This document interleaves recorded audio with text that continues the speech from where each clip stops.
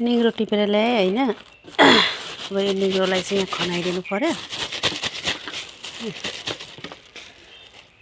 यति टिपेर ल्याएको छु। एकछिन चाहिँ घाममा ओइलाउनु पर्यो हो। त्यसपछि चाहिँ केलाएर आजको 12 बजीको तरकारी निग्रो।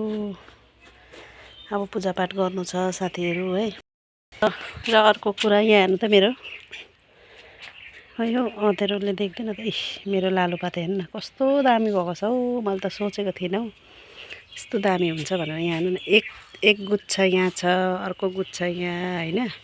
फेरि यहाँ लागिरहेछ। यहाँ कत्रो ठुलो बोट भएको छ यहाँ हेर्नु न। हो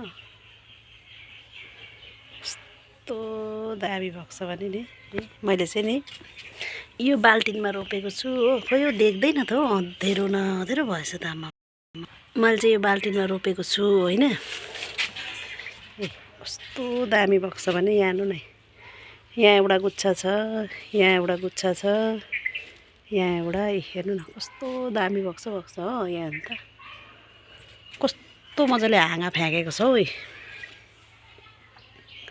हो। यहाँ हेर्नु न, यहाँ हेर्नु कतिवटा हाँगा फ्याँकेको छ। अब योपालि नि यो फुलिसकेपछि पनि यो नि यहाँबाट कटिङ गरिदिउँ भनेर सोच्दैछु। पोहोरसम्म यस्तो फुलेको थिएन कि, तर यसपालि चाहिँ दामी फुलेको छ। तर हेर्नु न यहाँ कुन चाहिँले नि यहाँबाट टिपेर लगेछ हौ। त्यहाँको गुच्छा चाहिँ यहाँको गुच्छा चाहिँ। ल त यति नै भन्नु आएको थिएँ आज चाहिँ साथीहरू है।